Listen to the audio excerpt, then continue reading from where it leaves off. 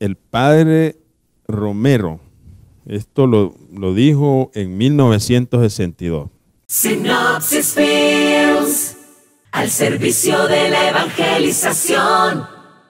Presente, futuro de los procesos pastorales, presente y futuro, comunidades de base, teología latinoamericana, desafíos para la misión evangelizadora. Es bastante, Estefan, es bastante eso. Vaya, en el primer punto, la fuerza transformadora de los procesos pastorales. El padre Romero, esto lo dijo en 1962. Voy a leerles lo que dijo él. Dos ideas, ¿verdad? Pero que están relacionadas. Era sacerdote, pero ya estaba, en el 62 ya estaba pues entrando un poco en la dinámica de la arquidiócesis de ustedes. Ya a partir de esa fecha ya él estaba ensayándose.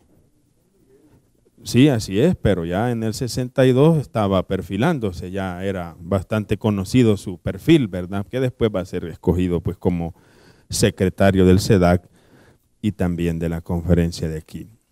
Dice Monseñor Romero en el 62, 24 de marzo del 62.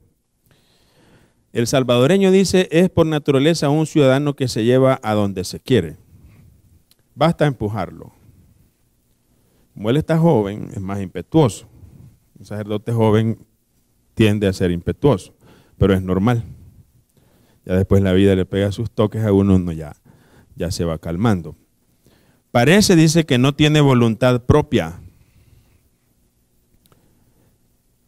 Parece que no tiene voluntad propia porque cualquiera lo puede manejar. Pueblos de esta clase solo necesitan un capataz y ya se subyugan. Y estas cosas se van replicando en la historia. De repente aparece un líder carismático y en Tuturuta más de 1 millón, ¿verdad?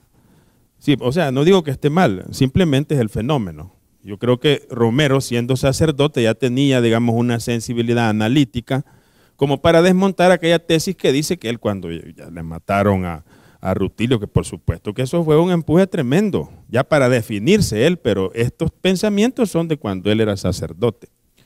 Y esta es solo la primera parte porque dice, pero ¿quién domina al pueblo? El padre Oscar Romero lo tiene claro, dice, no se puede pensar, dice, que manden menos y que impongan su voluntad con la anuencia omnímoda a la manada de ovejas.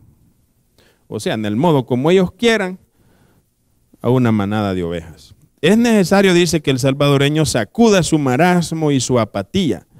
El miedo lo apabulla, pues teme las represalias de los pocos que manejan a los millones. Dice en realidad a los 2 millones, porque él está hablando en ese contexto. Que deje el salvadoreño de ser manada o hato, para que se entre en el rol de los hombres libres, mediante el uso de sus derechos que nadie ni nada le puede restringir. Este es el padre Romero, cuando era sacerdote de San Miguel. Entonces, yo quiero partir de esta idea del padre Romero, o sea, en su comprensión del conglomerado social eclesial, él cree que no debe ser una masa amorfa, sino una masa organizada. No lo dice así, pero cuando habla de un hato, de un grupo de ovejas, pues sí, evidentemente son comparaciones que llevan a pensar a un grupo social desorganizado. O sea que el arzobispo y el santo que tenemos no es improvisado. Dice otras cosas respecto de la patria, pero no es el tema. Entonces yo quería citar eso y lo acabo de citar también en un post que acabo de subir, bueno, anoche subí al Facebook a propósito del asesinato del padre Cecilio Pérez. Un poco para hacer conciencia de esto. Cuando mataron, creo que fue Alfonso Navarro o Neto Barrera, dice Romero que han llegado 200 sacerdotes a la misa. Y yo escribo allí en esa nota que nosotros a duras penas llegamos 50, 60 en estos días. Entonces, esto que dice aquí Monseñor, yo estoy de acuerdo con él. Se trata de un marasmo y de una apatía. O sea, que se ha perdido algo de la sensibilidad sacerdotal más carismática, más exquisitamente carismática. Entonces, la funcionalidad o quizá el desgaste de la guerra nos llevó a eso. Pero es que el conflicto social se mantiene, por tanto ha cambiado el contexto histórico, pero se mantiene, ¿verdad?, las situaciones de violencia y sobre todo que ya está tocando, pues ya ha tocado 2 veces a la comunidad. Bien, quiero también, yo creo que Evangelii Gaudium está muy bien para entrarle a estos temas. Yo quiero disculparme porque no he tenido tiempo de hacer el power, ¿verdad? Entonces, siempre en esa línea del acompañamiento pastoral, el Papa entra en 3 verbos. Aquí estamos, ¿qué número era? El 24 de Evangelii Gaudium. Estamos en Evangelii Gaudium, ahí me he detenido. No sé, si ya lo estuvieron viendo esto, pues me lo salto. Son 3 verbos: acompañar, fructificar, festejar. Hay que decir de inmediato que el Papa le tiene un poco de reticencia al tema de la organización en sí misma. Lo dice claramente, que en el afán de organizarnos, dice, no debemos quedarnos solo en la organización. Y ya va a entrar en argumentos de explanación acerca de eso. Por supuesto que me imagino que tampoco lo otro, es decir, la mera improvisación, ¿verdad? Acompaña a la humanidad en todos sus procesos. Este es bien, no me gusta la palabra, pero es como holístico cuando dice todos los procesos. Porque a veces uno cree que es algo especializado, ¿verdad? Que solo se trata de cuestiones estrictamente espirituales, pero dice todos los procesos, por más duros y prolongados que sean. Sabe de esperas largas y de aguante apostólico. La evangelización tiene mucho de paciencia y evita maltratar los límites. Sabe fructificar. Cuida el trigo y no pierde la paz por la cizaña. Pues sí, porque cuando uno ve, ¿verdad?, los que vivieron la guerra civil saben que se podía perder la paz cuando estaban matando a los agentes pastorales.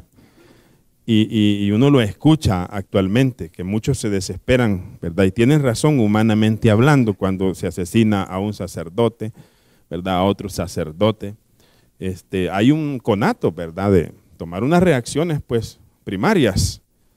Pero este es un asunto que lleva siglos, entonces nosotros tenemos que entrar en esta dinámica de no violentar los procesos. Encuentra la manera de que la palabra se encarne en una situación concreta y dé frutos de vida nueva, aunque en apariencia sean imperfectos e inacabados. Yo subrayé esto: el discípulo sabe dar la vida entera y jugarla hasta el martirio, porque en una parte de las observaciones que me ponían para el tema, al final dice, la parte latinoamericana, el martirio. O sea que el martirio como testimonio de Jesucristo, pero su sueño no es llenarse de enemigos. Esto es lo que quiero decir. O sea, que el Papa, el objetivo no es andar provocando gente, sino que la palabra sea acogida, manifieste su potencia liberadora y renovadora. Finalmente, el tema de festejar, que a veces es un tema que nosotros descuidamos como agentes de pastoral. Ya le pregunté quiénes en los que estaban aquí, ¿verdad? Como decía convivencia, pues yo dije voy a ir a divertirme un rato. Entonces decía convivencia, está bien. Entonces son animadores de nivel, ¿verdad? Entonces, festejar. Celebra y festeja cada pequeña victoria, cada paso adelante en la evangelización. Como el Papa tiene como línea transversal la alegría en su magisterio, va a insistir mucho en este punto. La iglesia evangeliza y se evangeliza a sí misma, bueno, con la belleza de la liturgia, la cual también es celebración de la actividad evangelizadora y fuente de un renovado impulso donativo. En estos días estamos nosotros en la Pascua, y al analizar nosotros, digamos, el núcleo primario, primigenio de evangelización, pues yo veo 3 cosas, según la estructura básica del querigma. Primero veo yo un aspecto histórico jurídico. Cuando la Biblia dice, ustedes asesinaron al justo y prefirieron el indulto de un asesino. Yo a eso no le veo nada de espiritual, ¿verdad? Que unos tipos se planten en público acusando a los autores intelectuales del asesinato de Jesús. Y a que además le llame corruptos, puesto que han soltado, le han dado el indulto a un asesino. O sea, yo creo que ese punto es bien básico para nosotros comprender que si estamos metidos en una situación de animación de procesos pastorales, hay que asumirse en esa estructura fundamental para llamarse efectivamente cristiano. O sea, ustedes, cuando el procurador estaba dispuesto a liberarlo, ustedes prefirieron el indulto de un asesino. Ahora bien, la segunda afirmación sí es de fe, ¿verdad? Pero Dios lo resucitó de entre los muertos. Hay un contraste. Primero la afirmación, pero en ese orden, porque a veces uno trastoca el hecho fundante y lo pone a su modo, a su orden. Primero pone la resurrección, ¿verdad? No, el querigma es bien claro. Primero dice la acusación, ustedes asesinaron al justo y prefirieron el indulto de un asesino. Después es que dice, pero Dios lo resucitó de entre los muertos. Evidentemente esto no es una cuestión mágica. Los que andan diciendo eso son los mismos que están acusando a los otros. O sea que están diciendo que Jesús ha resucitado en ellos, en su predicación. Puesto que lo están tomando como algo histórico para ellos. Aunque no lo sea porque tiene una parte de una resurrección, no vamos a decir nosotros que es una cosa estrictamente histórica, sino que está por encima de lo histórico. Pero ellos se lo creen. Y lo dicen en público, todas las afirmaciones son dichas en público. Y la tercera, que es la que nos pone a nosotros en el plano de la militancia histórica, ¿va? De la evangelización. Y de esas cosas dice, o sea, de la primera y de la segunda, nosotros somos testigos. Entonces, digo esto porque aquí aparece la palabra. El discípulo sabe dar la vida entera y jugarla hasta el martirio, como en latín, testigo se dice mártir, ¿va? Entonces, esto no es una cuestión estrictamente nominal, ¿verdad? Sino que es una cosa existencial, que involucra la libertad de la persona.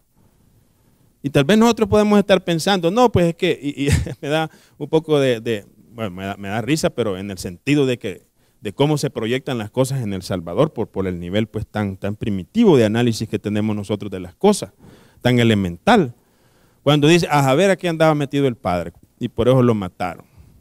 Y dicen argumentos específicos, ¿verdad? De tipo afectivo y hacen una lista. ¿Y quién les ha asegurado a ustedes y a mí que no nos van a matar a nosotros también? ¿De dónde han sacado esa idea y esa seguridad? Entonces uno debe no solo verse como espectador, lo va a decir más adelante el Papa, no creo que lleguemos hasta ahí, pero lo dice. Estamos involucrados, hay que involucrarse, dice el Papa. O sea, no en el sentido imprudente del involucramiento, ¿verdad? De andar haciendo afirmaciones infelices, sino en el sentido de tratar de comprender lo que está pasando y habiendo comprendido nosotros dar un aporte en la medida de nuestras posibilidades. En el 30 lo que dice es que el proceso va por línea de discernimiento, purificación y reforma. Y yo eso lo creo. Es decir, el estado actual que estamos nosotros viviendo en la Iglesia Católica Salvadoreña no es el mejor. Y si uno lo piensa así, pues trata de cambiar, pues. Pero si uno dice, no, si estamos en el mejor de los mundos posibles, entonces ¿para qué nos vamos a mover? Ahí estemos tranquilos. Y ahí andamos nosotros colmeneando, digo yo, ¿verdad? Cuando uno va a unas cajitas que ponen debajo de los santillos a sacarle todos los domingos, ¿verdad? Y atento, porque los sacristanes no crean que, ¿verdad?, se duermen en sus laureles. Sale a colmenear uno por las noches los domingos.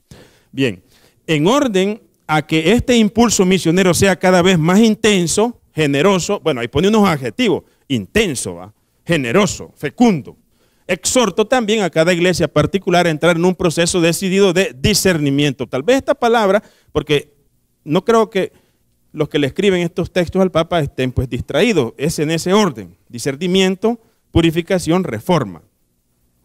Bueno, para el discernimiento, pues quizás Monseñor allá de Chalate, que ha escrito libros sobre eso, ¿va? Monseñor Osvaldo, a quien mando un saludo, pues, desde ya, ¿verdad? Por cualquier cosa. Entonces, él habla del discernimiento, ¿verdad? En un enfoque carmelitano, esto es una sede carmelitana, no los olvidemos, esto no es casual, es la providencia que está iluminándonos. El discernimiento es un momento histórico que requiere de mucho discernimiento, a mi modo de ver. Cuando se dio la transición entre la muerte de Juan 23 y el retomar el concilio de Pablo VI, en una de las cartas, Pablo VI dice, el humo de la iglesia, por alguna rendija, dice, se ha infiltrado, el humo de Satanás, por algún espacito, dice, se ha infiltrado en la iglesia. Por alguna rendija. Entonces, el discernimiento. Luego la purificación. Y luego la reforma. Ahí en Aparecida pues se hablaba de conversión pastoral, ¿verdad? Y era un desglose pues mucho más rico, ¿verdad? Que no vamos a entrar en ello. El objetivo de estos procesos participativos no será principalmente, esta es una de las tesis centrales del Papa Francisco, la organización en sí misma, ¿va?, sino el sueño misionero de llegar a todos. El sueño misionero de llegar a todos. Yo entiendo que ustedes están haciendo, bueno, ya tengo el plan ahí, no lo he leído, no he podido leerlo, pero ya está el texto, ¿va? Ya está, aquí está el texto, no lo he leído, ahí me confieso que no lo he leído. Chalatenango también está haciendo su plan pastoral. San Vicente pues tenemos intenciones de hacerlo, ¿verdad? El segundo. Entonces estamos ahí. Uno de los problemas, y adelanto pues el tema de las conclusiones, voy adelantando por cuestiones de tiempo. Uno de los problemas es que actualmente los planes pueden tener dos peligros de acentuación. Uno, que quede reducido a un programa cronológico, es decir, a una lista de actividades distribuidas en el año, más o menos organizadas, y la otra que sea excesivamente especializado, ¿verdad? Con sus objetivos estratégicos, con sus ejes transversales. Es un lenguaje que se utiliza normalmente. En la universidad donde yo trabajo, pues ese es el lenguaje, ¿verdad? Hay una agenda anual, hay una agenda quinquenal y hay una agenda que puede durar hasta 20 años, ¿verdad? Eso es normal. Entonces, el Papa lo que está diciendo aquí es que efectivamente nosotros tenemos que organizarlos, pero si ya nosotros estamos solo concentrados en la organización en sí misma, o sea, ella en sí misma no va a producir frutos, a no ser que los testigos se vean involucrados en ello, con intensidad. O sea, que los adjetivos anteriores hay que tomarlos en serio, ¿va? Este tipo, dicen, este padre es intenso, dicen, ¿verdad? Es más o menos como el chato, ¿cómo se llama? Que Luis Salazar, ¿va? Que se le pega unos abrazos a uno que siente energía, ¿va? Si agarra un palo de tiguilote o de giote, lo abraza también, ¿va? Y le pasa energía. Intenso el tipo, es intenso. A diferencia de otros, ¿va?, que son más retraídos, pues. Pero no es que los va a andar abrazando uno tampoco, ¿va? Entonces, generoso. Por eso les decía, generoso y fecundo, ¿verdad? Entonces, esos son como las caras. Es bien, este texto es bien, no se me viene el concepto, es bien interactivo, tiene como círculos. Este Evangelii Gaudium a veces repite bastante, pero es porque está hecho en un modo como espiral. Retorna, avanza, retorna, ¿verdad? Entonces hay que tener en cuenta eso para no cansarse. Bien, tiene unos no ahí, como hay unos 4 no del capitalismo salvaje, que ya vi que en el programa los van a afrontar más adelante. Tiene otros no y uno sí aquí. Tiene 2 sí y 2 no. Yo le he reportado el no, ¿va? No a la asedia egoísta. Asedia es un estado crítico de aburrimiento, de falta de disponibilidad, pues, ¿verdad? Una asedia, dice. No a la asedia. Y en el 81, pero yo cito estos otros. Ahí hay más números, tiene bastantes números. El problema no es siempre el exceso de actividades, un poco para estar, porque yo sé que un plan lleva mucha actividad, sino sobre todo las actividades mal vividas, sin las motivaciones adecuadas, sin una espiritualidad que impregne la acción y la haga deseable. De ahí que las tareas cansen más de lo razonable y a veces enfermen. Preguntémoslos aquí, pues, ¿verdad?, de tantas veces que se meten tanto en las actividades que hay un momento que se enferma la persona. Y enferma, ya no puede trabajar, ¿verdad? No se trata de un cansancio feliz, sino tenso, pesado, insatisfecho y en definitiva no aceptado. Esta asedia pastoral puede tener diversos orígenes, proyectos irrealizables, otros por no aceptar la costosa evolución de los procesos y querer que todo caiga del cielo. Otros, dice, por apegarse a algunos proyectos o a sueños de éxitos imaginados por su vanidad. Pues no sé, él está hablando en general. No me atrevería yo a decir ejemplos en este momento porque cada uno de ustedes sabe si es muy intenso en alguno de esos o no. Otros por perder el contacto real con el pueblo, en una despersonalización de la pastoral que lleva a prestar más atención a la organización que a las personas. Y entonces les entusiasma más la hoja de ruta que la ruta misma. Otros caen en la asedia por no saber esperar y querer dominar el ritmo de la vida. Otros, el inmediatismo ansioso de estos tiempos hace que los agentes pastorales no toleren fácilmente lo que signifique alguna contradicción, un aparente fracaso, una crítica, una cruz. Bueno, no sé qué piensan ustedes de esto. Él hace una lista, ¿va? No sé si esto tiene algún eco en la realidad de la arquidiócesis de ustedes, pues, ¿verdad? Pero es de ir viéndole, ¿verdad? Una aplicación. Podría darse una serie de cosas de esta naturaleza. Bueno, hay una parte ahí que él habla de las momias, no creo que sea aquí, vamos a ver. Yo no sé, tengo impresiones, pues lo que pasa es que cuando hay cámaras me pongo nervioso, pero mire, no, es una estrategia, ¿va? Jorge González, no sabía que usted se llamaba Jorge González. Por ejemplo, aparece en la prensa gráfica una noticia, voy a poner un ejemplo un poco para salir del argumento que es pesado. Dice que los evangélicos están avanzando y tiran una estadística. Una estadística. Pues sí, pero ¿y qué onda, pues? Y qué sé yo si al que ha dirigido la estadística es un evangélico rematado que no quiere tirar una cortina de humo, pues. Y ustedes trabajando toda la Semana Santa recién pasada, casi en esos días, estaban con esa bulla. No puede ser una estrategia. Va, hasta ahí vamos bien, hasta ahí vamos bien. Pero viene la otra parte. ¿Y por qué nosotros no podemos tener nuestro propio centro de investigaciones estadísticas? ¿Por qué tenemos que apoyarnos en un periódico rotativo? Entonces, ahí viene la cosa, es decir, nosotros no podemos caer en el gris pragmatismo de la vida cotidiana de la iglesia, ¿verdad? Que nos vengan a decir, a contar historias a nosotros. Yo creo que estamos en el siglo XXI, donde lo que vamos a hacer tiene que estar sustentado en algo real. Por eso me gusta lo que decía Pablo VI en Evangelii Nuntiandi, ya en el 75, ¿va? La iglesia dice, las personas que hay que evangelizar, los hombres que hay que evangelizar, no son seres abstractos, sino que son personas sujetas a problemas sociales y económicos, así lo dice.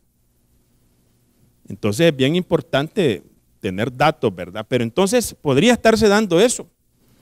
Se desarrolla la psicología de la tumba, dice, que poco a poco se convierte los cristianos, aquí están, ¿ve?, en momias de museo. No sé qué quiere decir el Papa con eso. Yo aquí no veo tal cosa, ¿verdad? Una momia de museo, dice. El Papa tiene esas frases así, es lanzado. Hay que hacer un libro con las frases del Papa, ¿va? Cara de vinagre, cara de funeral, momia de museo. Si haces un libro así, Roque, creo que lo vendemos. Desilusionados, dice, con la realidad. Esto nos está afectando mucho a nosotros, quiero decirle. Hay un estado depresivo en el salvadoreño medio, que nos tiene bien subyugados este tema. Desilusionados con la realidad, con la iglesia, dice, o consigo mismos. Viven la constante tentación de apegarse a una tristeza dulzona. Esa frase es dura. O sea, yo solo tengo en la mente los domingos, ¿va? Cuando en San Vicente es caliente, en el santuario, no sé si conocen ustedes. Eso es caliente y yo quisiera que le pusiéramos aire acondicionado, pero es grande ese volado. Si hubiera ganado el otro, el de los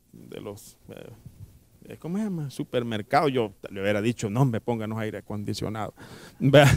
Pero no ganó. Entonces, desilusión. Esto de tristeza dulzona, sin esperanza, que se apodera del corazón como el más preciado de los elixires del demonio.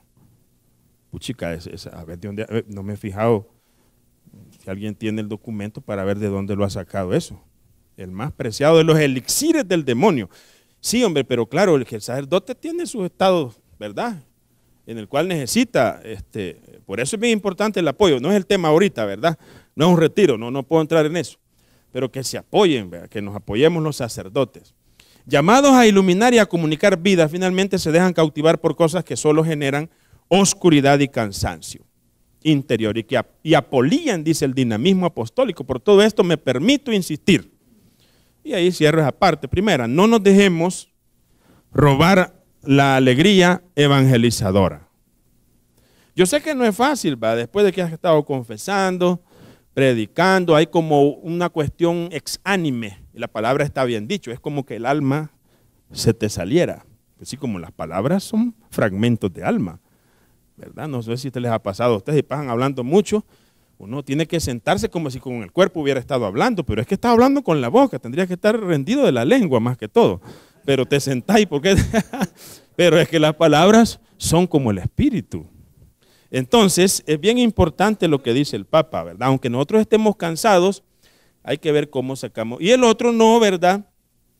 No al pesimismo estéril. En realidad es la misma materia, pienso yo, ¿verdad? La asedia y el pesimismo son correlatos, pues, o sea, son conceptos y estados anímicos de la persona que van relacionados unos con otros.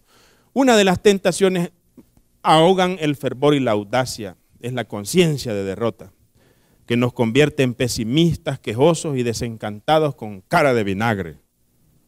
Nadie puede emprender una lucha si de antemano no confía plenamente en el triunfo. Y luego va a hablar, pues, tiene un apartado solo del acompañamiento, ¿verdad? Esto es bien largo, pues no creo que lo veamos todo.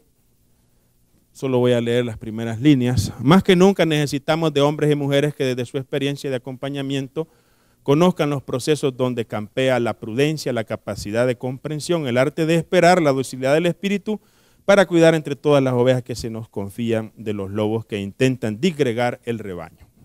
O sea, es un problema serio, ¿verdad?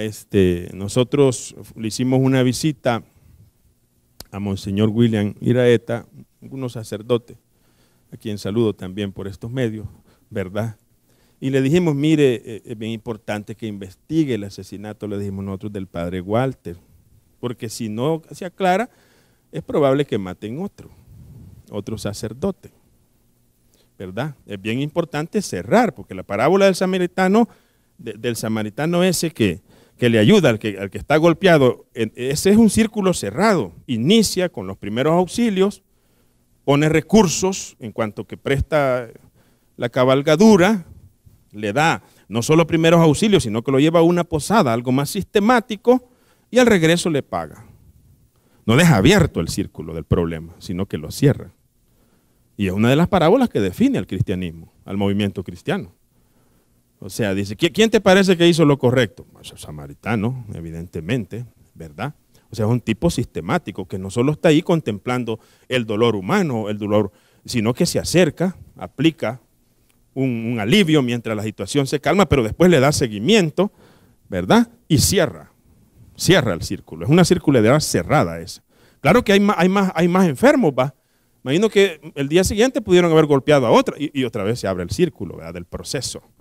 Hasta que muramos, ¿verdad? Entonces necesitamos ejercitarlo. Él menciona la escucha, pero no podemos. Aquí ya es más sintético. El acompañante sabe reconocer que la situación de cada sujeto ante Dios y su vida es gracia.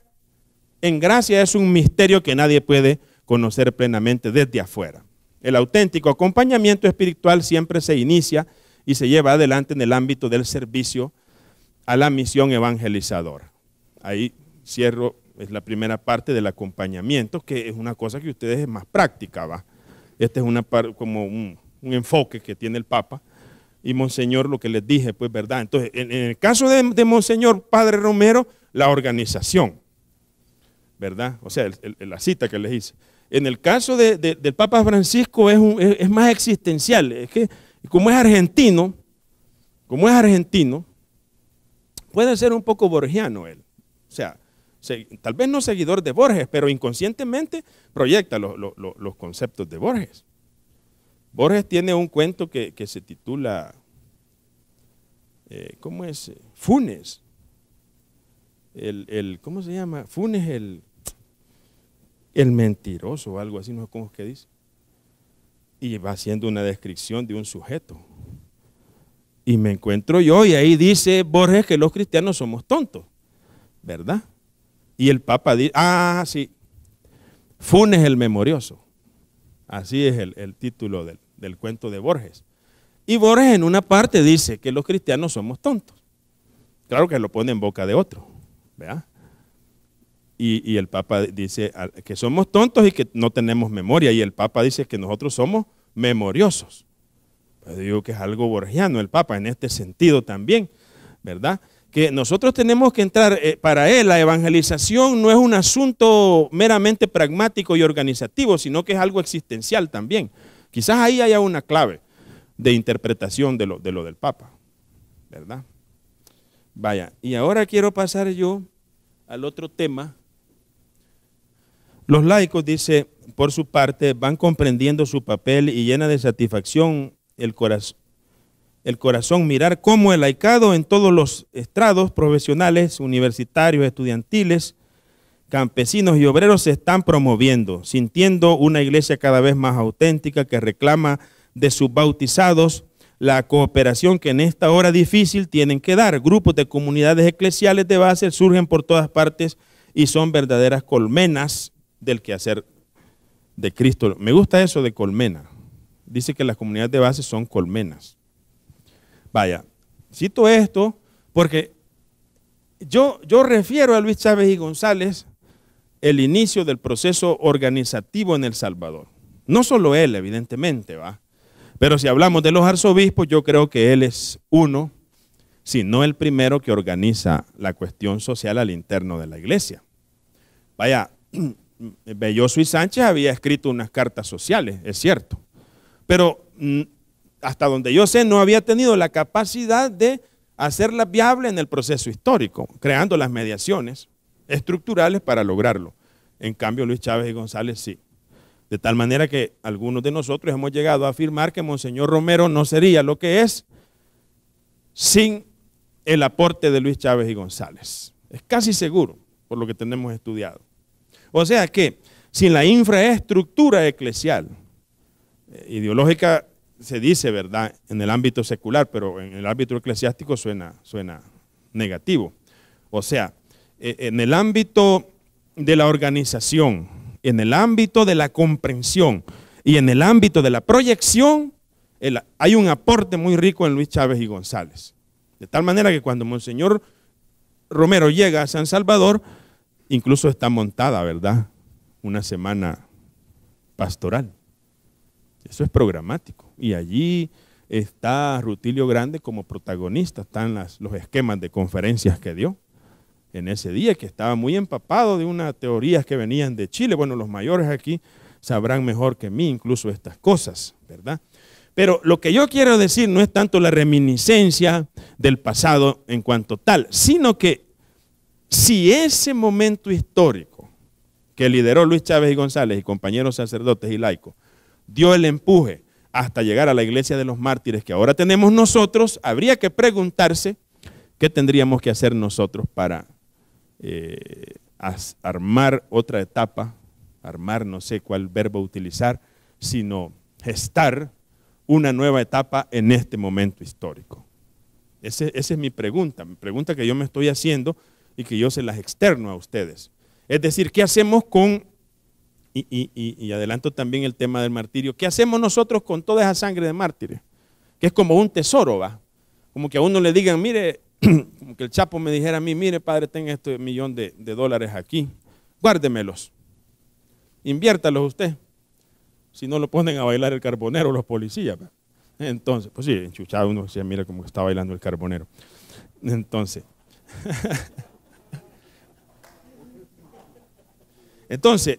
ese es un tesoro, la sangre de los mártires. ¿Qué es lo que está pasando, Erazo? ¿Qué es lo que usted? ¿Por qué no logramos nosotros armar el edificio si ya tenemos los ladrillos? la mezcla, ¿verdad? ¿Qué es lo que pasa? Yo quisiera, pues yo sé que este es un grupo muy selecto, y los grupos selectos a mí me gustan, ¿verdad? En el sentido de que se puede aprovechar mucho. Yo quisiera dejar unos minutillos antes de terminar, antes de cerrar a las 5:30, para escucharles. Es decir, yo pienso que la sangre de los mártires es materia prima de primer orden, materia prima, ¿verdad? Ahora bien, tengo la duda razonable, de cómo construir una iglesia a partir de la sangre de los mártires, si tiene sentido eso o no, o si renunciamos mejor a eso. O sea, ¿qué significa cuando dice yo admiro a Monseñor Romero? ¿Qué quiere decir eso? En términos eclesiales, en términos existenciales. ¿Es un afecto que estoy proyectando yo o es algo más programático en mi vida? En este sentido, pues, por eso me gusta, ¿verdad?, lo de colmenas del quehacer de Cristo, es decir, una comunidad es algo propositivo que construye. Se pueden decir muchas cosas, pero yo estoy subrayando algunas. Pero esta iglesia que sirve al mundo no se olvida de constituirse, de fortalecerse internamente. De allí que también en esta exposición de noticias y de vida de nuestra iglesia, hermanos, esta hora para mí es como una hora de familia. Fíjate que Romero entendía la iglesia como una familia. Tiene esa propuesta. Entiende la iglesia como una familia. Familia de Dios que aparece en los documentos conciliares, pero no tuvo la suficiente fuerza. Esto es lo que ha estudiado el doctor Isaías Meléndez, ¿verdad?, del clero de Zacatecoluca. Su tesis doctoral es la iglesia como una familia. Y lo dice, ¿verdad? Y junto con aquellas comunidades católicas de base y junto a aquellos pueblos y parroquias o junto al hecho de aquellos enfermos donde se están escuchando, les digo, hermanos, sintamos familia de esta iglesia católica y vivamos los acontecimientos de esta iglesia con la alegría y la comprensión de una verdadera familia. Una iglesia que prolonga a Cristo en la historia. Aquí hay situaciones muy difíciles, ¿verdad? Yo no quisiera, como ustedes son pues sacerdotes, no quisiera meterme yo en situaciones tan delicadas. Pero por ejemplo, cuando dice aquí que la iglesia es la prolongación de Cristo en la historia. O sea, originalmente, por ejemplo, no existían las especies consagradas, sino que fue necesario reservarlas cuando aumentó con la llegada de Constantino el número de católicos, unos por convicción, otros por restricción del mismo imperio. Y ya entre el siglo IX y el siglo XI empieza a darse culto a las especies consagradas, como nosotros sabemos. El culto a las especies consagradas no es originario, sino que es ya tardío. Entonces aquí uno puede pensar, ¿verdad?, que el culto a las especies consagradas es tan importante que se desliga del ambiente comunitario. O sea, se cree que la Eucaristía está restringida solo a la hostia, olvidando que la Eucaristía como hostia tiene sentido si tiene un contexto comunitario y que la Eucaristía la conforma el contexto comunitario y también las especies consagradas. Entonces, separar esas cosas, ¿verdad? O sea, hacer un ambiente comunitario sin referencia al sacramento en cuanto tal sería un error. Como error sería separar las especies consagradas del ambiente comunitario. Eso es lo que quiero decir, ¿verdad? Que puede ser muy rentable una cosa a la otra, yo no sé, ¿verdad? Ahí no me quiero meter. Incluso sería hasta peligroso. Y hemos propuesto los sacerdotes celebrar este año, si Dios quiere, un congreso de comunidades de base. Eso lo cité porque ellos estaban, ese es un congreso que hubo anteriormente, ¿verdad? Y que se celebró. Bonita palabra que hoy se ha puesto de moda otra vez cuando las comunidades de base en las comunidades parroquiales se va descifrando qué significa para aquellos antiguos la comunión, comunidad, una vida de familia. Bien, Monseñor Romero evidentemente aprecia las comunidades de base. Pero insisto tanto, queridos hermanos, en que haya más y más comunidades de base. Eso lo puse yo en morado para que Romero quería, pues siempre quiso que hubieran más y más comunidades de base. Ahora, yo sí le decía pues a los congresistas ese día que me parecía a mí que era necesario pues adecuar la estructura de las comunidades de base al tiempo histórico actual, ¿verdad? Que es un tiempo pues más digital, un tiempo pues más interactivo que requiere ciertas diferencias, ¿verdad? El aspecto comunitario pues no se puede llevar a cabo desde el Twitter, eso no es así. En San Vicente estamos iniciando un proyecto de catequesis digital en estos días, ¿verdad? Pero entramos en esa discusión. Pues sí, puedes dar las clases de catecismo en el aula virtual, como ahora se puede hacer tantas cosas. Pero ¿y cómo vas a hacer para la convivencia de los niños? No la puedes dar por medio de un aula digital, ¿verdad? O sea, son las cosas que están planteando. El cristiano es libre para sus opciones concretas y por favor ninguna organización política oficial o popular se arrogue el abuso de querer llevar una comunidad de base o un grupo cristiano solamente por su opción política. En su trabajo de evangelización, en su reflexión de grupo cristiana, respétese la libertad de cada cristiano. Si alguien quiere pertenecer a otro grupo, respétesele su opción. Si no quiere pertenecer a ninguna, respétele su opción, decía, ¿verdad? Romero. Bien, quiero dedicar esta última parte al tema del martirio, que era otro tópico que aparecía pues en la propuesta que ustedes me hacían. Esa es la misma cita. Yo creo que ya es bastante material no podemos desarrollarlo. Solo esta parte final, ¿verdad?, de que yo propuse ese día, que son varios aspectos: la perspectiva, el sentido de la trascendencia y la escatología. En este tiempo, cuando hay muchos problemas históricos, como los que estamos viviendo de asesinatos de sacerdotes, es muy importante la dimensión escatológica, la dimensión de la esperanza. Una iglesia, estas comunidades y vi también el apartado que ustedes tienen, creo que el obispo, ¿cómo se llama? Medardo, un debate que a nosotros nos cuesta, pero yo quiero decirles que ese camino hay que transitarlo, porque mientras estemos divididos somos más vulnerables como sociedad.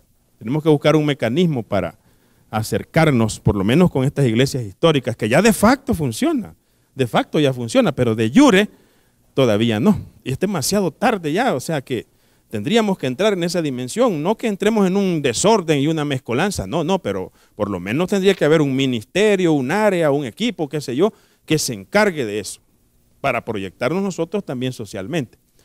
Que sean inclusivas, que integren más jóvenes, políticamente formadas, bueno, martiriales casi con natural a ellas, pero más que todo testimoniales, social y éticamente comprometidos, y hacer pues pronunciamientos en distintos aspectos. Finalmente, pues en los últimos minutos, hablar del tema del martirio, y yo lo plantearía así, pues como les estaba diciendo, nosotros por vía práctica sabemos que El Salvador es una tierra de mártires, no creo que le quede duda a alguno de esa afirmación, ¿verdad?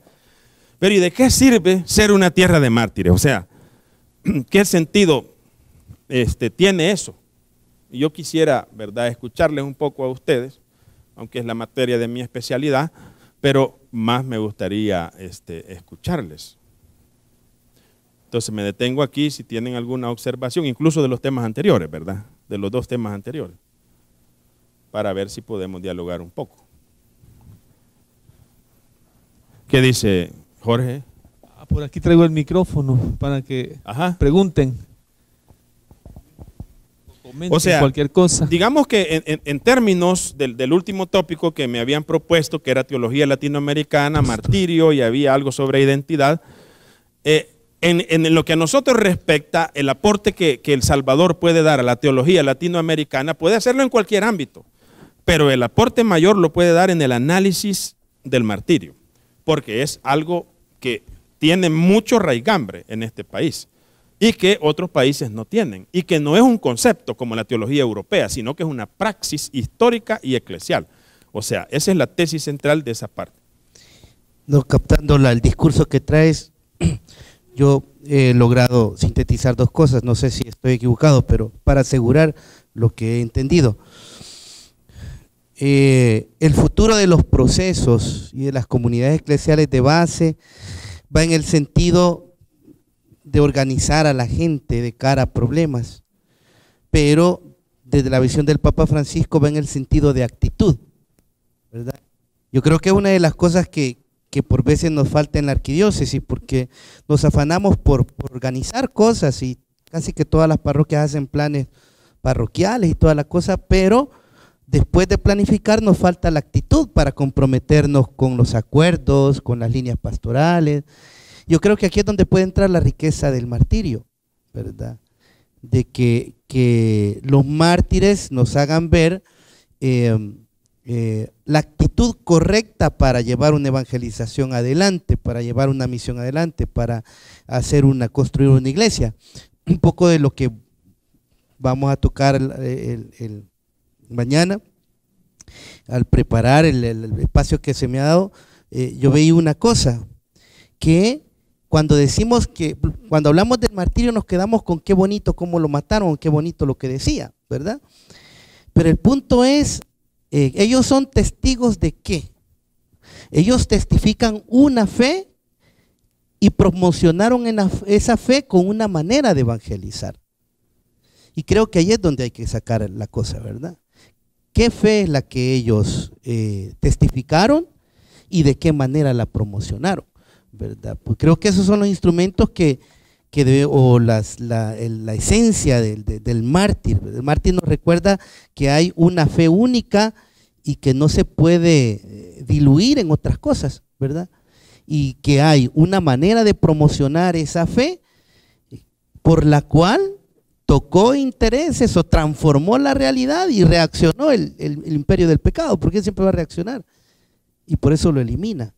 Entonces, yo creo que cuando se habla, por ejemplo, en el plan pastoral del eje transversal martirial, va por ahí, ¿verdad? O sea, que el mártir, la experiencia del mártir, de su vida de fe, de cómo guió a la iglesia, en este caso, Monseñor Romero, y cómo los padres ayudaron a esa experiencia de evangelización, se pueda retomar de nuevo, porque es lo que, si nos lo están poniendo como modelo de pastor, bueno, hay que pastorear de esa manera, entonces, ¿verdad?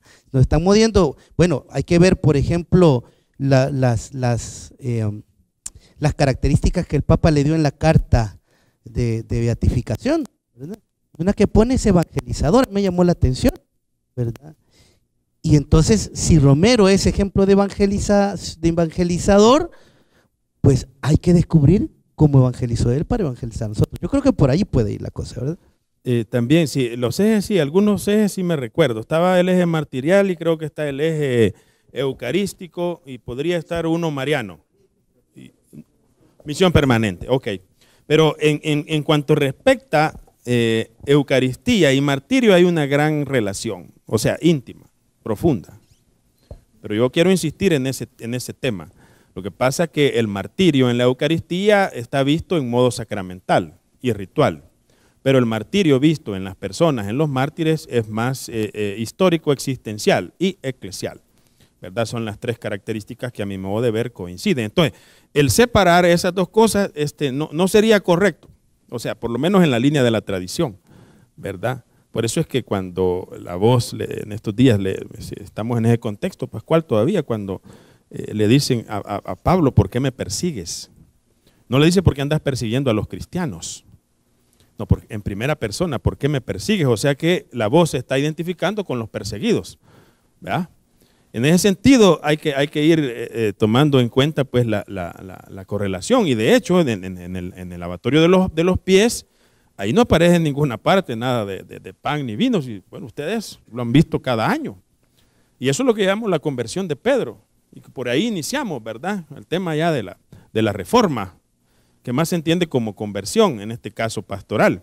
Es decir, Pedro no le ha entendido exactamente a Jesús, ¿verdad? Porque el hecho mismo de que Jesús se quita el traje de fiesta y se pone la toalla es ya un proceso de despojamiento, es una kenosis, ¿verdad? Y empieza él a lavar los pies, llega donde Pedro, que ¿quién ha escrito el texto?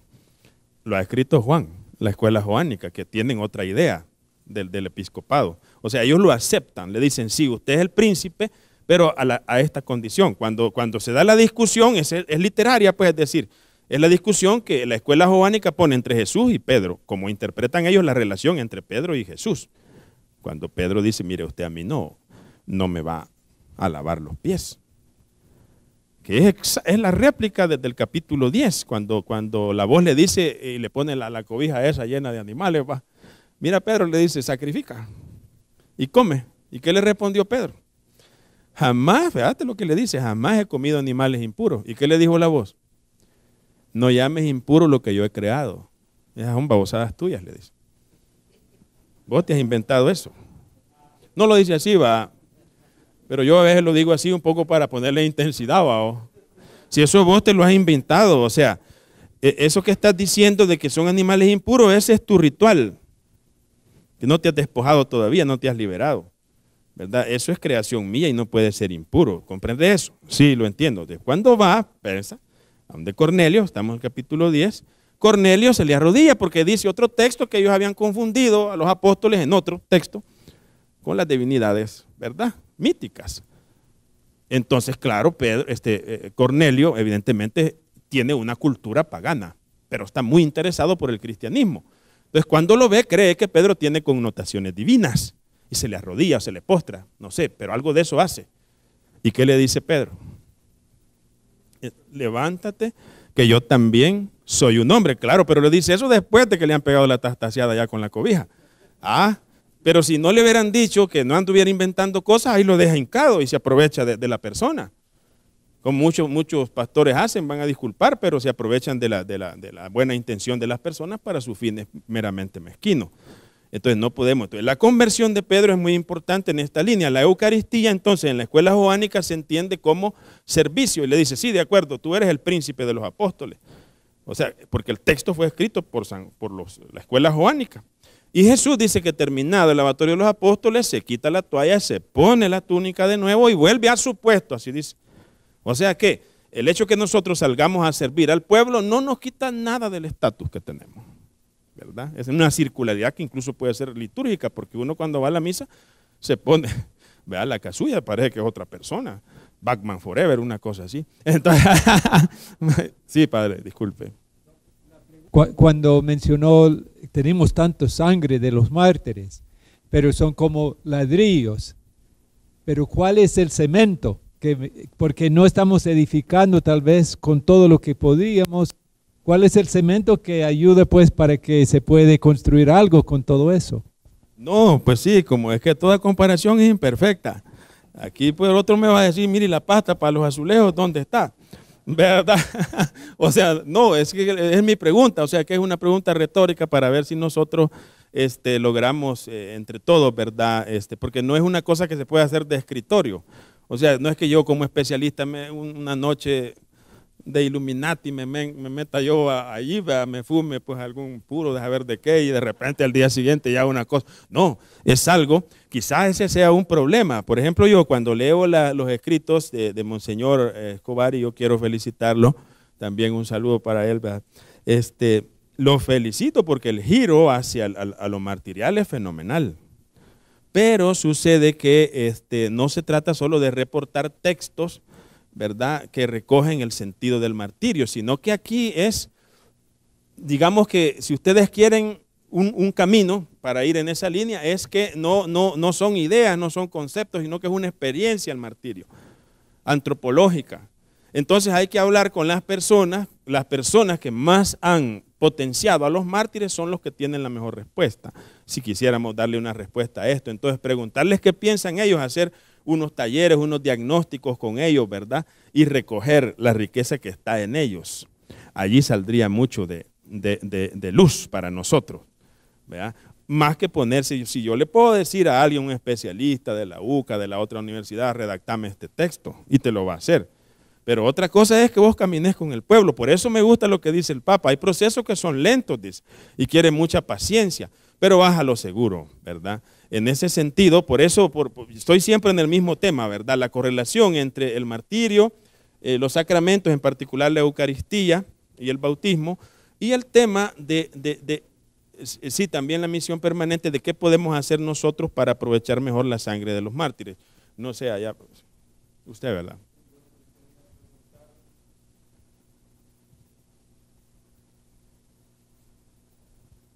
Sí, a mí me parece muy interesante la temática y el modo como ha sido abordado por su metodología. pero sí me gustaría que usted comentara de qué depende el futuro de estos procesos pastorales, comunidades eclesiales de base, procesos de pastoral en las parroquias. ¿A dónde está la clave? Incluso para hacer este edificio con el testimonio de los mártires, ¿de dónde hay que empezar? Y luego, porque yo creo que necesitamos construir una fe más testimonial, una fe más adulta, ¿verdad? Madura, comprometida, porque desde el principio Jesús nos enseñó que el trabajo es de todos, ¿verdad? Él curó a los enfermos, pero siempre hay enfermos, ¿verdad? Y a quien le toca curarlos. Su cercanía y su compasión frente a los pobres, Él la tuvo, pero siempre hay pobres, siempre hay personas necesitadas de la compasión. Pero ¿cómo dar ese paso para que la iglesia no sea incluso solamente clerical, ¿verdad? Si el padre, el sacerdote, entra a la vida, digamos, de una lucha histórica en la defensa de la ecología y de la vida misma, yo pienso que incluso se podría pensar hasta en reformas en lo pastoral, ¿verdad? En la vida incluso de un seminario o la vida religiosa, ¿verdad? Pero sí me gustaría que compartiera un poco cuál es la clave de qué depende que esta vida pastoral pueda dar mejores resultados en el futuro. Bueno, no existe, digamos, una receta en ese tema, y yo creo que una persona que expone temáticas de esta naturaleza, no existen, pues, así, unas recetas no existen, ¿verdad? Esto es como lo de Machado, hay que caminar con el pueblo, pero sí hay unas cosas que se pueden decir, ¿verdad? Si quisiera yo por lo menos reaccionar a su inquietud. Y es esa, es decir, la primera, la fuerza más grande que tiene la iglesia salvadoreña actualmente son los mártires. Eso está fuera de duda, ¿verdad? Entonces hay que partir de aquello que da más fuerza. Ahora bien, la interpretación de eso es lo que puede generar un problema. Es decir, como la jerarquía de la iglesia tiene su modo de interpretar las cosas, pues, ¿verdad? Y va en arista, es decir, vamos de la base hasta la puntita, ¿verdad? De la pirámide. Entonces, ¿cómo se interprete eso? Eso va a bajar a la base, y la base tiene también sus propias razones. O sea, es una dinámica. Entonces, la primera cosa es que nosotros vamos a construir algo a partir de lo que tenemos. Y de aquello que tenemos, aquello que es más significativo. Esa es una idea que a mi modo de ver es muy importante. La otra es analizar, como decíamos aquí, el modo como estos pastores ejemplares han vivido su ministerio, porque estamos aquí sacerdotes, me imagino yo todo, ¿verdad? Por ejemplo, si uno ve a Luis Chávez y González, de tipo programático, de tipo no improvisaba. O sea, yo no lo conocí, pues yo solo he leído sus documentos, sus escritos. Pero al analizar cómo lleva eso él, y luego cuando he leído algo de su biografía, de todo lo que hizo, del 1938 a 1977 es un montón de años, ¿verdad? Quizás sea uno de los episcopados más largos de El Salvador. Pero él tiene una característica, no improvisa, es programático. Y por eso afirmamos nosotros que Romero es uno de los frutos de la organización de Luis Chávez y González. Si él estuviera vivo, fíjate las afirmaciones, si él estuviera vivo, él merecía ser cardenal por el aporte que dio además fue miembro de la comisión organizadora del Concilio Vaticano II, de los que organizaron el Concilio Vaticano II. Tiene prerrogativas. Es el fundador del CEDAC, o sea, tiene créditos. Tiene créditos. Por eso es que Roque Dalton no lo incluyó en su poema La Jauría, pero sí incluyó a Castro y Ramírez. los mártires, ¿verdad? La organización que se deduce de este tipo de arzobispo, ¿verdad? Tenemos también la implicación de las mujeres, y es evangélico eso. Está el tema ecuménico. Pues sí, todo esto se puede ir deduciendo. Y hay una parte que también no deberíamos tenerle miedo nosotros. Yo sé que ustedes no le tienen miedo, pero quiero decir, de afrontarlo más sistemáticamente. Es el último discurso de Monseñor, el discurso de Monseñor Romero en Lovaina, la dimensión política de la fe, a partir de la opción preferencial por los pobres. O sea que El Salvador vive constantemente de eso, de la política, pero hay un maniqueísmo. Es decir, nosotros tomamos distancia como si no tuviéramos nada que ver, incluso en nuestras prédicas. Inconscientemente reproducimos esa estructura. Entonces, yo pienso que sí hay elementos para que nosotros le entremos, ¿verdad? Y algo vital, a mi modo de ver, desde el punto de vista comunitario, es la integración, ¿verdad? De nuevo, porque en el tiempo de Romero, y yo no lo viví, ¿verdad? En el sentido de que ustedes son de esta arquidiócesis, pero en el tiempo de Monseñor Romero se había logrado ya una implicación de todos los sectores. Y el problema aquí es que se puede estar tendiendo nuevamente a que solo los sacerdotes estamos en estos análisis y la confrontación con los laicos sea un poco más pobre o solo consultiva, ¿verdad? Se les comunica, ¿verdad? ¿Están de acuerdo o no? Pero nosotros vamos haciendo las cosas a nuestra manera. Este es un camino más difícil y más lento, pero es más seguro a mi modo de ver, ¿verdad? Entonces yo esos elementos veo que son rescatables, pero por ejemplo, voy a decir algo de mi diócesis, ¿verdad? Porque total ustedes están en la de ustedes. Yo le escribí 2 veces a mi obispo una pequeña carta donde le decía, mire, que integrara a los laicos en el Consejo Pastoral Diocesano, que eso de estar solo curas en el Consejo Diocesano de Pastoral es narcisismo puro. ¿Verdad? Que tiene que haber religiosas, que tienen que haber laicos, yo no sé cómo está conformado aquí en San Salvador, ¿verdad? Pero estamos en el siglo XXI, hombre. Si eso ya no procede que nosotros estemos mirándonos a nosotros, ya nos conocemos cuáles son las virtudes y los vicios nuestros. Ya sabemos. Entonces, tratemos de abrirnos al mundo laico. Eso es bien importante. Porque, por ejemplo, las sectas, como ellos viven allí en el mundo concreto, los pastores están con ellos ahí día y noche, por miles de razones, lo que ustedes quieran decir, pero ahí están. Entonces no podemos nosotros seguir, bueno, por eso es lo que yo pienso, ¿va? A ver, soy un poco paranético en ese sentido, pero yo sostengo eso, que uno de los saltos que hay que dar es, y el Papa lo pide, si no yo que lo estoy diciendo, no sé cómo es que dice él, sí en salida, pero dice también que los clérigos, ¿verdad? Estamos muy concentrados en nosotros mismos, el clérigo hay una que dice que tiene que estar delante, a veces en medio, a veces atrás, el pastor, ¿verdad? Pues sí, entonces sí, yo creo que si no estamos en eso, pues no vamos a ver nunca, o sea, ese salto cualitativo. Sí, solo tengo una preguntita más sobre lo que usted nos ha dicho de Monseñor Romero, que puede tener alguna incidencia en el tema también. Monseñor Romero llega a decir que con este pueblo no cuesta ser pastor. Él no dijo con esta iglesia no cuesta ser pastor. Él está pensando en la iglesia católica de ese tiempo, o pensaba al decir esa frase en el pueblo no creyente. Pero es que, bueno, por lo que deducimos de las fuentes no es que él buscara eso, es decir, que los ateos lo quisieran a él, por ejemplo.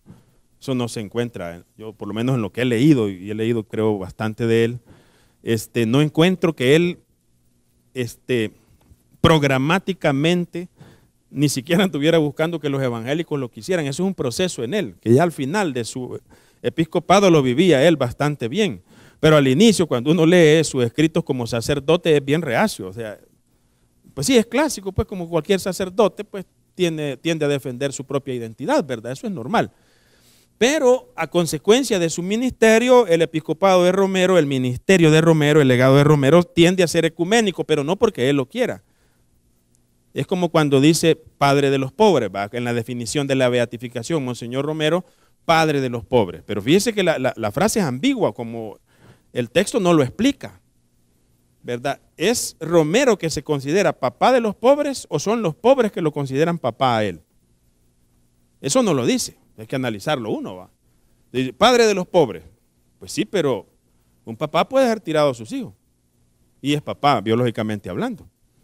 O unos hijos pueden desconocer a su papá. En este caso, ¿verdad? Es probable, lo más probable es que los pobres inicialmente lo hayan considerado a él papá y él se haya dejado sentir como papá. Ahí sí yo acepto esa afirmación. En cambio, en el mundo secular, Romero es apreciado por el tema de los derechos humanos, ¿verdad? Ahí no hay ni siquiera un vínculo de fe, sino que ahí estamos en un tipo de sensibilidad moderna y posmoderna, y a nosotros nos conviene. Es decir, en el sentido de que el mundo católico no debe cerrarse a esas posibilidades, porque lo demanda el momento histórico actual, ¿verdad? Entonces creo yo que este es un tema que todavía da mucho de sí, el tema de la posibilidad de construir una iglesia a partir del legado de Monseñor Romero, porque tiene muchas características que se le pueden, muchas aristas, ¿verdad?, que podemos aprovechar nosotros. Lo que pasa es que requiere mucho trabajo sistemático, ¿verdad? Y no es tan fácil. Entonces, pero hay que intentarlo, pienso yo. Yo creo que nosotros estamos en una dialéctica actualmente en la iglesia salvadoreña, entre las formas tradicionales de vivir la fe y unas formas que tienen que responder a la sensibilidad moderna y posmoderna, en la línea del concilio, por supuesto. Y ese genera en nosotros una dificultad pues para tomar la decisión de encaminarnos por ese sendero, ¿verdad? De actualizar la propuesta evangelizadora de la iglesia.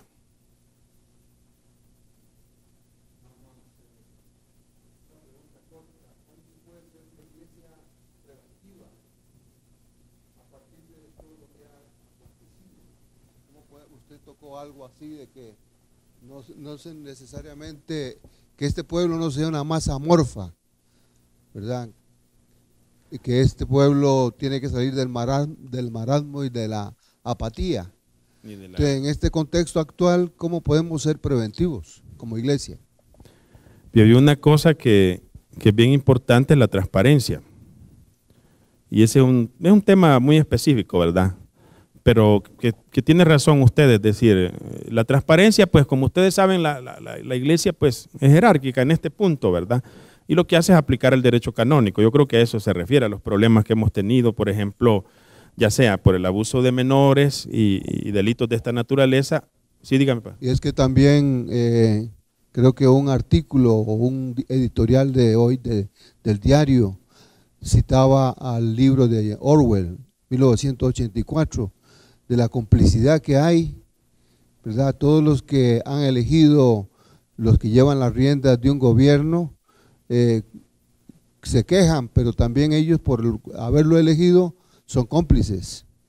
Sí, en el post que escribí anoche yo digo tres cosas.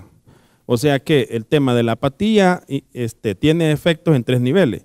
En el primer nivel es en el plano de la ignorancia. Es decir, que uno sabe lo que tiene que hacer, pero no sabe cómo. Sabe las asignaciones que tiene, pero no sabe cómo resolver el problema. En el segundo nivel está la asedia y la protervia, ¿verdad? Es decir, esto que menciona el Papa, porque no está relacionado, ¿verdad? Yo ahorita estaba leyendo que son los mismos términos, quizás en el subconsciente me quedó.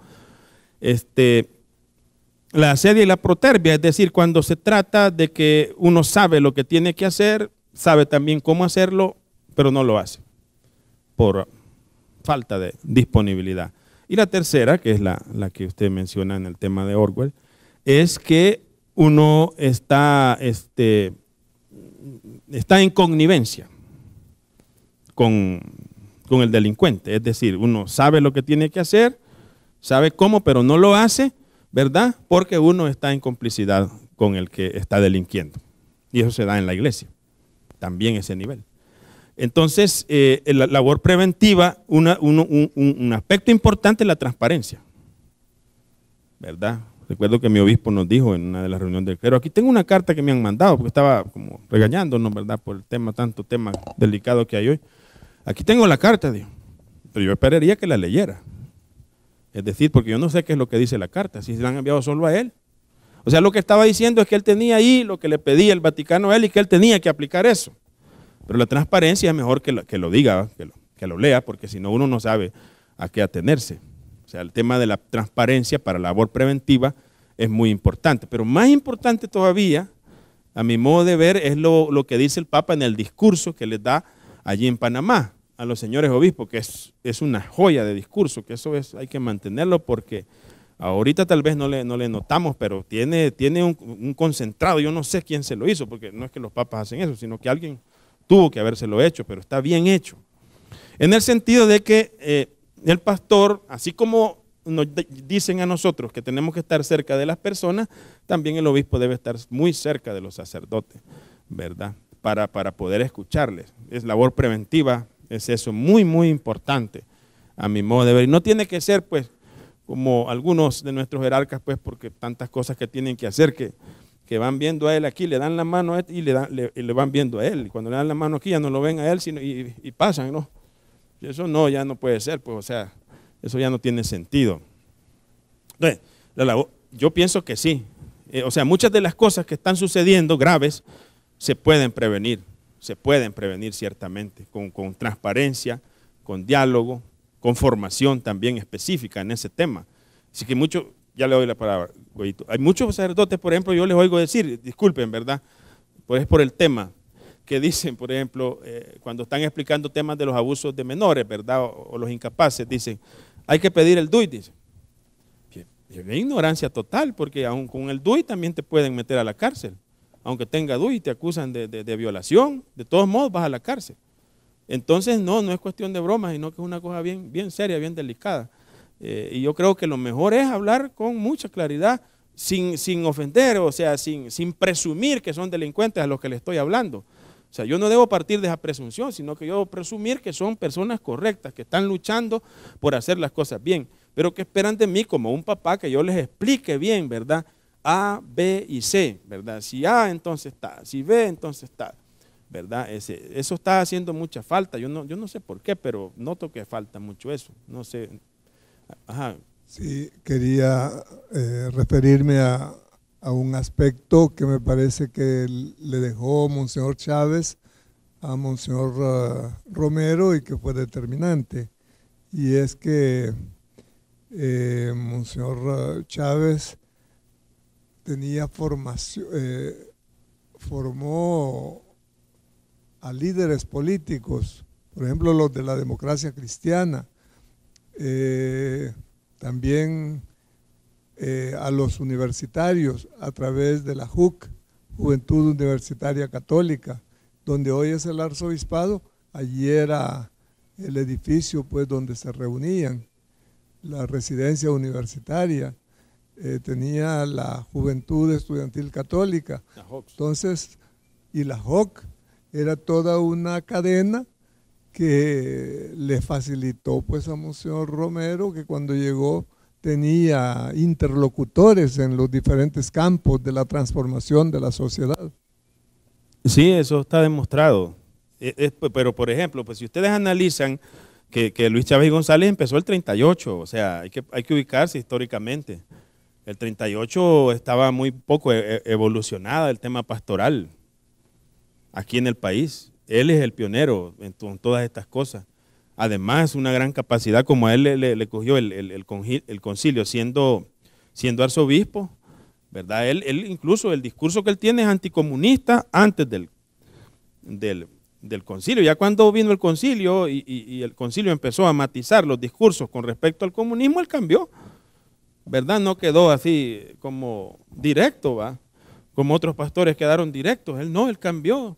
Y por eso fue el primero que le dijeron comunista, es cierto, ¿verdad? Pero lo meritorio en él es que si estaba un papa que le tiraba líneas anticomunistas, él lo respetaba, ¿verdad? Pero si después venía un papa más abierto, más liberal, ¿verdad? En el sentido del progresismo, él también respondía, o sea, era un hombre obediente, ¿verdad? Y a quien no, que sigue con sus ideas y no hay modo de hacerlo cambiar.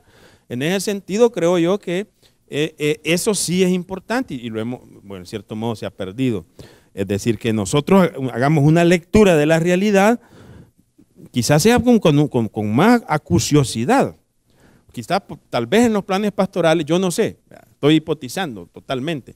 Tal vez el problema de algunos planes pastorales es el diagnóstico que se hace, que depende cómo lo hagas y con quién lo hagas, ¿verdad? Y cuál método se siga para hacerlo. Eso hay que analizarlo, ¿verdad? Porque si haces un buen diagnóstico en el cual hay una amplia participación y no solo los curas hablan, sino que habla sobre todo el pueblo, allí vas descubriendo qué es lo que realmente le preocupa a la población actual y qué es lo que realmente responde a las expectativas actuales, ¿verdad? Eso yo creo que eso lo digo porque Luis Chávez González tenía eso. Él veía una necesidad en los obreros y nombraba a unos sacerdotes obreros.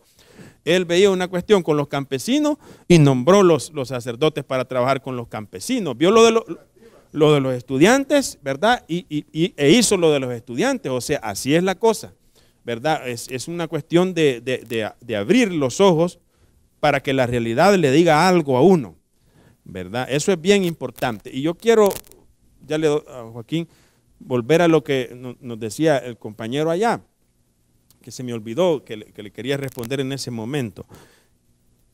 Hay que decir una cosa muy clara. El problema, uno de los problemas genéticos de que estamos teniendo para trabajar estas cosas es en el seminario, en la formación. Ahí hay una clave bien importante, importantísima, ¿verdad? Porque yo doy clase en los seminarios, pero no aquí en el de ustedes, lo cual pues me libera de toda responsabilidad. Un saludo a los formadores también.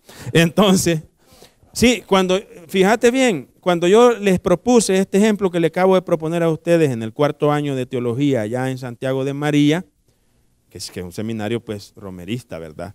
En el sentido de que ellos se declaran así. Y les dije yo, explicando ese capítulo 10 de los Hechos de los Apóstoles, la primera parte se entendió bien. Entonces cuando yo le pregunté a uno de los estudiantes y le digo, mira, ¿y por qué se le arrodilló Cornelio a Pedro? Y él me dijo, porque era el príncipe de los apóstoles, me dijo. Y había hecho un gran esfuerzo yo por explicar la primera parte, pero que hasta había sudado, yo hasta atarantado estaba ya de estar explicando eso. Pues sí, en la mañana y sin un poco alimentado uno. Y yo le expliqué así, ¿verdad? Eso, la creación ritual del ser humano y la voluntad de Dios, que es construcción mía y que es voluntad de Dios en la revelación, ¿verdad? Que no hay que confundir eso. Yo empecé con varios ejemplos y así. Cuando llegamos a la parte de Cornelio, le digo, ¿y por qué se le arrodilló Cornelio? Si es que él era el príncipe de los apóstoles, me dijo, ¿verdad? Era el jefe de todos ellos, me dijo. Fíjate. Y yo quería desmontarle esa tesis a él. No que dejara de pensar que Pedro es el príncipe de los apóstoles, pero en ese texto no lo están considerando así, al contrario, le están dando, ¿verdad?, una lección a Pedro para que sea más humilde, o sea, Lucas, la escuela lucana sería. Entonces eso me dice a mí que si el estudiante es de 4º año y todavía tiene ese esquema mental y él ya está pensando incluso cómo se va a proyectar como párroco, pues sí, porque está en la puerta de salida ya. Entonces yo a eso me da un gran temor, ¿verdad? Quiere decir que también el profesor y los formadores que tienen le podrían estar metiendo en la cabeza cosas a él que al final nos va a llevar ya, ¿verdad? En el salón de conferencias, pues aquí de la casa del Carmelo, no sé cómo es que se llama aquí, ¿verdad? A estarnos haciendo estas preguntas. Entonces hay que ir a la génesis, a la genética, ¿verdad? Padre, sí. Ahí me avisa. Quisiera más que todo hacer un aspecto del primer obispo de aquí de la iglesia salvadoreña, Jorge Viteri Humo. Esta persona también, yo siempre le he admirado a él, que fue un hombre audaz y capaz y muy inteligente ante la realidad que vivía aquel momento El Salvador, ¿verdad? Y una ocasión, yo recuerdo cuando Monseñor Chávez muchas veces citaba de vez en cuando a este obispo, porque este obispo fue expulsado del país, a Nicaragua, y allá lo mataron, ¿verdad? Lo envenenaron. Y desde Nicaragua él también, o sea, porque él también defendía los derechos fundamentales de la gente aquí en El Salvador. La iglesia arquidiocesana ha tenido buenos pastores y en vez de digo, bueno, hemos tenido ejemplares, hombres que han dado pues la vida, se han sacrificado, y yo me pregunto, ¿y hoy por qué nosotros, por qué nos hemos quedado tan así pasivos? ¿Verdad? Y lo que tú has dicho referente a la formación de los seminarios, ¿verdad? Por eso Monseñor Chávez fue uno de los obispos, pues, y los demás, ¿verdad? También eso, digo, les comento eso porque uno ha leído la historia pues del Salvador, ¿verdad? Y es importante leer la historia de la iglesia latinoamericana. Pero como usted ve, no es un problema solo de nosotros, porque este documento escrito por el Papa, cuando habla de la asedia y de la apatía, es para toda la iglesia. O sea que es como algo que se está viviendo y el Papa lo sabe por medio de sus especialistas. Ahora, mire, yo quisiera cerrar, ¿verdad? Bueno, en primer lugar diciendo que la construcción de una iglesia y de una sociedad es un asunto complejo, que no se resuelve, ¿verdad?, con un discurso o algo así, sino que requiere cosas más programáticas. Pues en este sentido yo quiero presumir de que ustedes son personas que trabajan, pues, y yo no lo dudo, ¿verdad? Solo pedirles que abramos nuestro corazón pues a las propuestas nuevas, ¿verdad? Y al siglo XXI en el que estamos, y no hay que tener miedo de eso, pues. Y sobre todo que venzamos, si en algún momento nosotros nos sentimos apáticos por alguna realidad, pues que lo venzamos, ¿verdad? Así que yo quiero felicitarles y desearles lo mejor y siempre que pueda, ¿verdad? Apoyarles, pues ya saben, ¿verdad? Que ahí estamos.